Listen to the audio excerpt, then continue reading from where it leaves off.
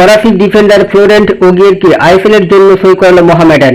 এর আগে Portuguese defender Nuno রুইসকে কার্যত জাল কেটে ছিনিয়ে নিয়ে গিয়েছে মোহনবাগান, কিন্তু মোহাম্মদ কাদেরির পরিবর্তন খুঁজে পেতে বেশি সময় লাগলো না সাদা কালো ব্রিগেডের। বৃহস্পতিবারই ফ্লোরেন্টকে সই করালো তারা।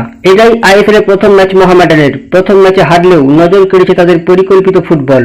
প্রথমবার নেমেই আইএসএলে ভালো ফল করতে মরিয়া সাদা কালো শিবির, কিন্তু কোচ আন্দ্রে চেরনিসেভের পরিকল্পনার অন্যতম অঙ্গ কাদেরি চোট পেয়ে ছিটকে যাওয়ায় চাপে পড়তে হয় মোহামেডানকে। ঘরের মাঠে অনুশীলন করতে গিয়ে গুরুতর চোট পায় কাদেরি। এরপরই শুরু হয়েছিল তার পরিবর্তন খোঁজার কাজ। মেলবোর্ন সিটির প্রাক্তন ডিফেন্ডার তথা জেমি ম্যাকলারেনের সতীর্থ নুনোকে পেয়েও গিয়েছিল তারা। মোহামেডান ম্যানেজমেন্ট পাকাপাকি সিদ্ধান্ত নিয়ে নিলেও বাকি ছিল চুক্তিপত্রে সই। আর তার আগেই চমকে দেয় সবুজ মেরুন শিবির। আচমকায় জানা যায় নুনো রুইসকে সই করিয়ে ফেলেছে মোহনবাগান। ফলে ফের নতুন করে কাদেরির পরিবর্তন খুঁজতে ময়দানে নামে সাদা কালো ব্রিগেড। অবশেষে তারা দলে নিল ফরাসি ডিফেন্ডার ফ্লোরেন্টকে।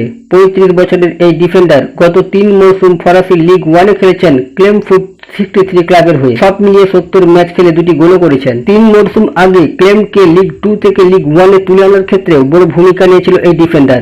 গত মৌসুমে লিগে মোট 14 ম্যাচ খেলেছেন ফ্লোরেন্ট, যার মধ্যে 8টি ম্যাচে অধিনায়কও ছিলেন তিনি। তবে চূড়ান্ত হয়েও নুনো রুইস হাতছাড়া হবার পর বেশ সাবধানী মোহামেডান। এখনো ফ্লোরেন্ট ওগিয়েরের সই নিয়ে সরকারিভাবে কোনো মন্তব্য করতে চাইছেন না দলের কোনো কর্তাই।